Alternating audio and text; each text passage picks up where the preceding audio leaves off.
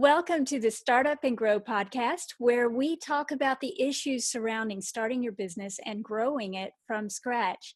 And my name is Catherine Aragon, and I like to focus on growth. And I'm Luke Tillman Young, and I'm the startup guy. I focus on getting your business started and off the ground. Awesome. So together, we really enjoy talking about all the different things that go into starting and growing your business. And one of the things that came to mind this week was confidence. You know, what does it take to believe in yourself enough that you can stick with it? The truth of the matter is 90% of businesses are going to fail before they hit 4 years old. So how can you make sure you are not part of that statistic? You're the 10% who makes it. And Luke, let's turn to you for a minute. What are your thoughts? Sure. Yeah, I think that 90% of businesses fail, and I think that's something you kind of have to be used to. I think failing in and of itself is a skill, and recognizing when something has failed is also really important in terms of being able to be successful. I know it sounds kind of backwards. You have to learn how to fail in order to be successful. Like but learning how to fall. Exactly, learning how to fall so you don't fall anymore, learning how to walk so you can run. And so failing, 90% of businesses fail, and I think a lot of people think that they're immune to statistics and think that they're better than the numbers, when in reality, you have a bunch of great ideas, but only one or two of them are going to pan out and be as successful as you think they're going to be. And we get caught up in our ideas. And personally, I have plenty of experiences where I have companies that I shouldn't be operating or have long past the expiration date and that I should have just shelved. But you get sentimentally attached. You think you're better than everybody else. You think that your ideas are best. You think you're special. And really what I've learned is that there's no shame in failing. I think there's more shame in pretending that you have something when you don't have something. And so that's what I've had to learn over the years. I like that. I really do. Pardon me while I quiet my phone here. I really like that. It's almost like maybe as much as you need confidence to go out and start your thing, you also need to be able to recognize when the idea is done. Sure. That's as much a part of it as learning to run your business, learning when to put it to bed and say, okay, we're done with this one. It's really hard because you get so attached and you tell, and this kind of leads into another topic we were discussing, is that you tell your friends about it. And so everybody is emotionally invested in it, your friends, your family. And so in your eyes, if you decide to pivot or do something else, then you consider yourself a failure. And through your perception how others think of you is also a failure because you were super excited about this. And as an entrepreneur, you go through this cycle over and over and over again where you're like, I have this great idea, and you tell everybody. And then when you decide to change your mind or do something else, you almost feel guilty and you stay with the idea longer because you feel like there's this enormous amount of pressure on you in order to stick with one thing, when in reality, entrepreneurism is about evolving and pivoting and like trying to see around a corner. And you can't do that all the time. That's a skill you have to learn by failing a lot. And so I like that so much. I know for me, it's like you have to justify so many times that, no, I changed my mind. Yes, I thought that was a good idea when I did it, but I've evolved since then, or now I'm excited about something else. And there really is no shame in that. Sure. I like that's part of our journey. And we're right. It is. Journey. It's tough. It's very tough. And something that I've been practicing recently is with new projects I'm working on. I don't really share. For every project that I've talked with you about, there are 5 other projects that I've done that you have no idea exist. And it's something I just try out, this idea that I have. Mm-hmm. And if I get results, cool. But if I don't get the results I'm looking for in the first couple of weeks or months, if I'm looking for specific metrics to validate the idea, if I don't get them, I'll just shovel them and, shove them on the back burner or, put them on the shelf, and I won't think about them at all. And there's no shame in doing that. It's not a failure at all, but there's no shame in doing it because I don't have to say, oh, I'm working on this project now. Oh, I'm working on this. And now you just think that I'm like the Wizard of Oz changing my color every single time. So, right. Well, really validating an idea is not working on a project. There are 2 completely different things going on there. And so, the fact that you wouldn't tell me about ideas until you've decided to work on them, I think is great. But I know for me, if I have a special project, and it's not necessarily a business, it's a project, if I tell people, sometimes I lose energy for working on that project. Let's say a Hmm. book. If I were to share with you what my book is about too early in the writing process, Hmm. all the energy of wanting to tell Hmm. someone about it would have been spent in our conversation, and then I Sure. won't do the project. Right. So as focused as I am and as good as I am, I've had to learn how to finish things I start. And I'm Hmm. pretty good at it now. But even so, I hesitate to tell anybody what I'm working on if it's too soon. But Sure. as I'm winding to the close and I can see the finish line, that's when I can share, because at that point, the energy is already there. And now it's time to get the word out. Yeah, it's this weird middle ground because you don't want to tell anybody, but at the same time, you somehow have to validate your market at the Right. same time. And if those two ever overlap, then it becomes tricky as well. And so it's just really hard. And I think it's something you learn over time is to, yes, this is exciting. This is going to be amazing. But first, let's vet the idea out thoroughly before, like, let's pretend that you're on the other side and your goal is to poke as many holes in this boat as possible, and you just have to vet it. You have to, like, it's like, So, okay, let's go back. I love what you just said. You're trying sure, to poke holes in your idea before you get started. That is exactly, so smart. right. So, tell me how you do that. What's your process for poking holes in your idea? Well, I look at past projects and I say, okay, I've been this excited or this interested in the project in the past. Why did it fail? Was there something that I am clearly omitting in my evaluation of the project's likelihood to be successful? Is there something that I'm glossing over? Is the market actually there? I think one of the things that I've started doing in the last couple of years has been users first, working my way backwards from the, like, so find the market that is going to actually use your product. Now, is there a product like it on the market? And if the answer is no, then odds are what I've learned is that I don't think that I don't think successful business people have original ideas. I think they just implement ideas really well. And so that's something to take heed of and be aware of, is if you don't see what you're trying to build on the market, there's a higher probability that it's not going to work than that it will work. And that's something you have to be accustomed to and just kind of say, that's okay. That's Mhm. fine. It doesn't mean that my idea is garbage or that it's trash. It just means that I need to really see, is this really a need the market wants? Or is this a need that I'm trying to create for the market? And if it's a need you're trying to create for the market, you're going to have a really, really tough time doing that, especially if you don't have any capital or anything like that. Let's just look, the idea with Apple and the iPad, it was $1 billion company first. First, they conquered the iPhone market, which is a need that people need. People used phones already, cell phones, so that market was there. Apple didn't have to convince people to use the cell phone. Apple introduced the cell phone and said, "Hey, we can do a really good job, transforming this product and having an amazing phone. Now let me show you something else." But first, they established themselves as competent, and then they introduced a new idea. That's good. Yeah. Now, do you ever, because I know I do you ever worry about alerting your competition that you're working on something? No, because I'm cocky and I think I'm better than them, so I'm never worried Never a about that. danger. No. I love it. Yeah, for me, especially because I work as a solo practitioner, Sure. I feel like I don't have as many man hours. And if there are some people, it's like they're a team. If they get an idea, they can execute like in a quarter of the time that I could. Sure. And so that's another reason I don't always want to share my ideas. It's not Mhm. that I think, oh, everyone's going to steal my idea. I really am not worried about that. But time to execute, I Sure. don't have as much time, and I want to protect that.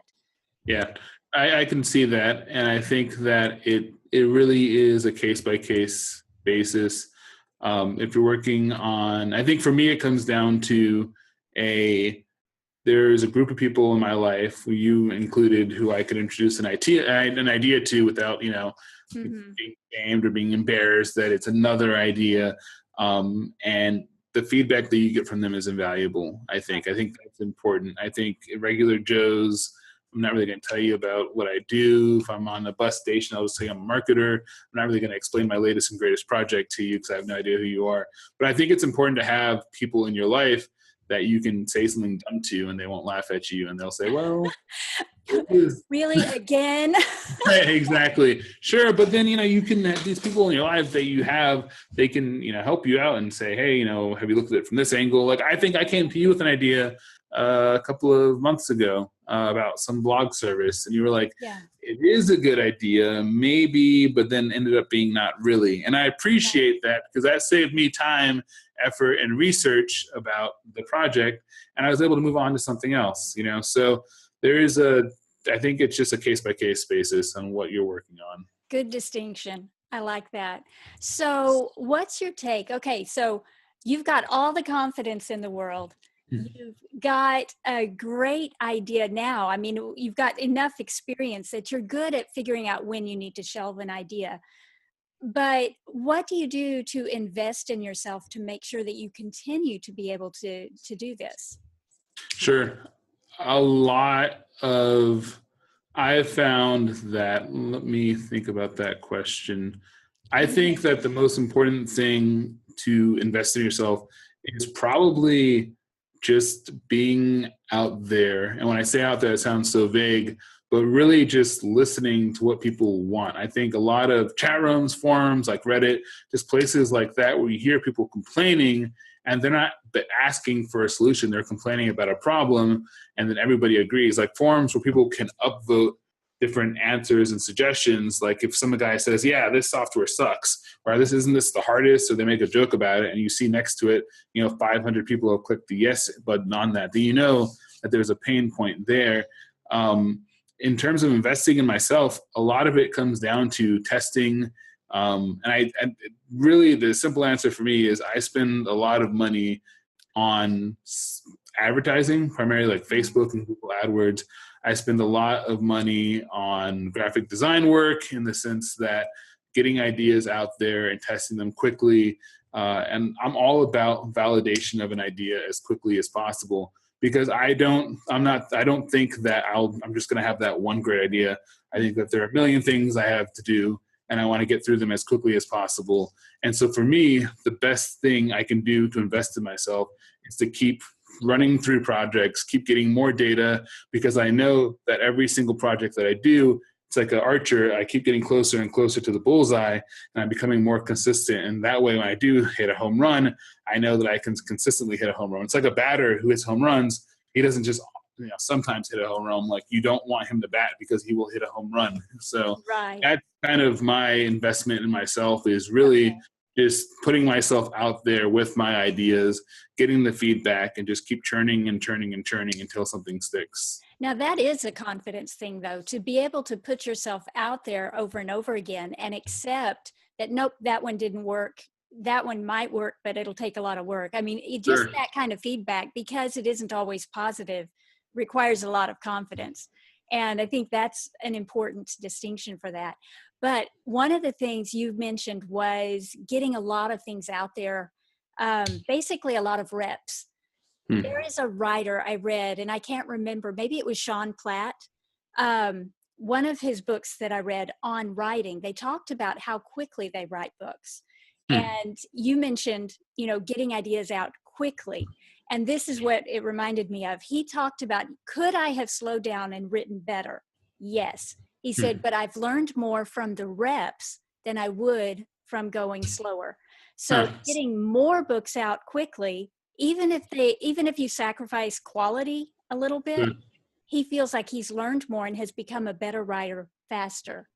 Sure, So absolutely. The velocity of ideas has a lot to do with our improvement over time. I like that. It sounds like a formula, doesn't it? It does. It's kind of what you're saying is, I'm all about velocity. I'm going to get as many ideas out as quickly as I can. And that's my investment in myself. What you're saying is, I learn from those reps. Yeah, that's a great way to put it. Just yesterday, I was at lunch with my brother. He's like, wouldn't it be cool if, X, Y, Z? I'm like, that would be cool. And now today I'm testing it.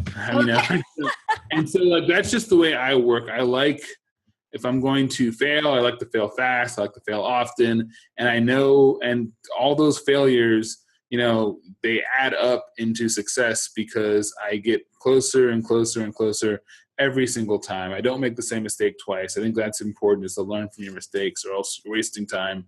And that way, the next time you can get a little closer to the mark, a little closer to the mark, a little closer to the mark. And you're learning why things don't work. You're learning, okay, this industry doesn't work. This is the best tool you can use, because from all my different failures, oftentimes I'm picking up pieces from each of those different failures and using them in the next project, because like you're doing research on this industry. And so you discover, oh, well, this tool they use over here in this industry could really be used really well over here in this industry. And then you can connect the two in ways people wouldn't think to connect them. And then you have a business. And so that's why I think when an investment, failing is the best investment you can make. I'd rather learn from failure than do something blindly and it work, successfully. So. I'm going to write that down. Wait a minute. Failure as the success. No, failure is investing in yourself. There you go. Failure is investing in yourself. Luckily, we have a video podcast, a record of this. That's actually a really good title for this one.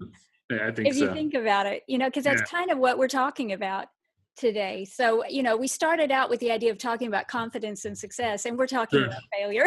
Well, I think failure is the root of confidence and success. And I think there's this overemphasis in our society on succeeding and what it means to be this glamorous entrepreneur. And like I've said this before, is that that's the 0.0001% of entrepreneurs. Right. Most entrepreneurs have failed over and over and over again. And really the glamour doesn't exist. It's all grunt work. And if you don't love the grunt work, you're not going to ever get to the finish line. I mean, if you think about it, it requires a certain level of insanity in order to do, because why would you keep burning yourself in the fire and like, oh, I wonder if this burns. Yep, it does. Yep, it does. I mean, that's what it feels like sometimes. Here? Yeah, it does. Yeah. That's what it feels like sometimes. Yeah. It's like, why do I like the fact that your fate is in your own hands is terrifying, and it's exciting at the same time, because you know that you're responsible for everything that happens, but you're also responsible for everything that happens. And so it's great and it's terrifying. And there's this over glamorization of entrepreneurism. Right. And I think not helping. And we think about, I think what always comes to mind for me when you talk about entrepreneurship and doing your own thing, it's freedom. And I've heard some men say it's freedom from a necktie, it's freedom from the commute, all the busy traffic, or the ability to work wherever and whenever you want. Sure. But with any amount of freedom comes responsibility. Sure. And you've got this responsibility to take care of, let's say you do have vendors or employees who are working for you. You have a responsibility to them. You have a responsibility to your family, to your customers. And so it's not total freedom, no matter how you look at it. Yeah, it's actually more responsibility, like you were saying, for sure. Because when you get to the point when you have employees and they say, thank you for this job you've given me, now you're like, oh, crap. And I actually have to do this company stays afloat. I can't get bored with this company. I need to make sure systems are in place that, generate cash flow and revenue so we can pay our employees, and their employees have families. And so it definitely, I think it's more responsibility, but I think it's the freedom to take on more responsibility. And that's a choice that I've made, which I acknowledge, So I think that's cool. So let me ask you a question. I know of myself, and it sounds like you do too. I have a very low boredom threshold. Sure. And to do the exact same thing every single day, to work on a schedule, I can't handle that. It's just like, no, let me do it my way. Let me do it, and it's not like I don't sit down and work when I need to work. It's not like I'm waiting for inspiration. I do get bored, and I like changing things up. Mm-hmm. So do you think that is a criteria for entrepreneurs? I think that it's a different type of entrepreneur. I feel like there are several different archetypes of what the entrepreneur personality is. And I think you and I have the similar personality.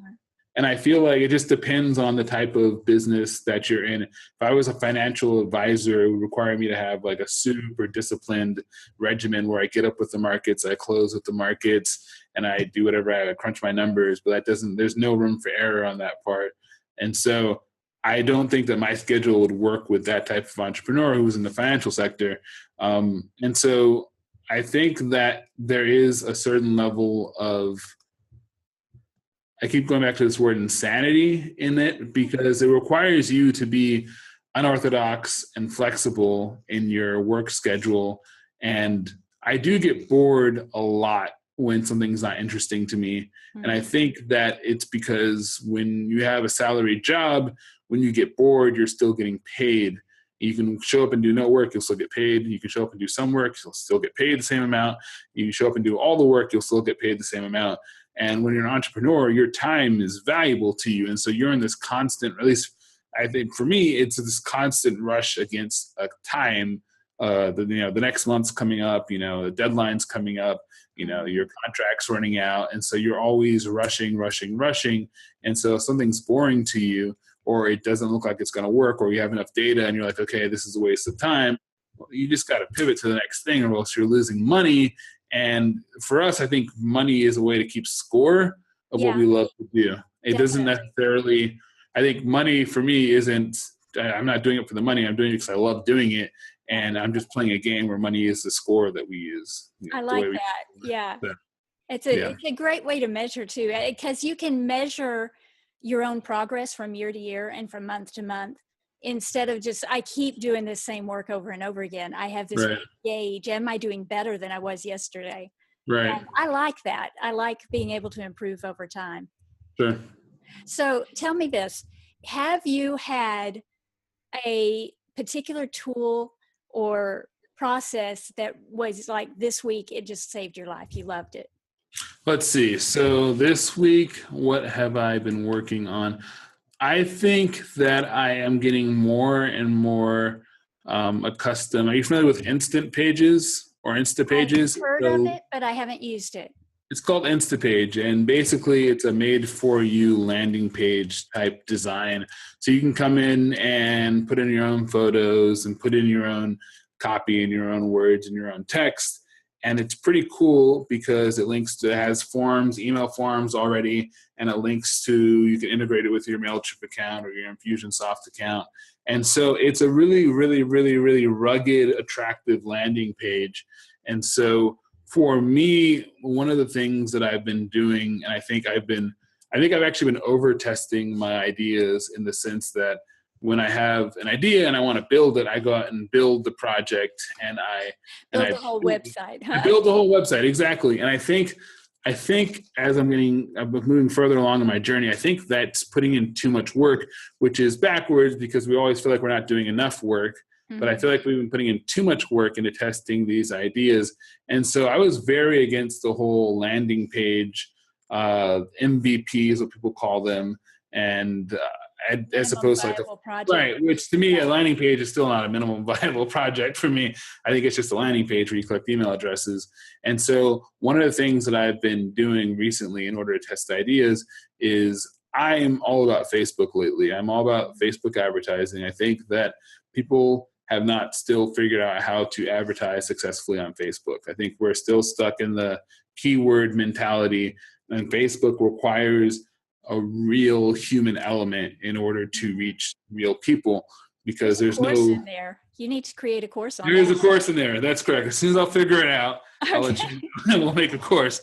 But Facebook has a human element to it that most marketers aren't able to get into. And I think that what we're seeing is that Google AdWords, which is when you go to Google and type in like, I want red shoes or buy red shoes, that has buying intent, purchase intent behind that phrase. Mm-hmm. And so they expect to see pages where red shoes are, where they can buy red shoes. Now with Facebook, people go there when they're bored and they're on the go and they're in between things, and there's no purchase intent there.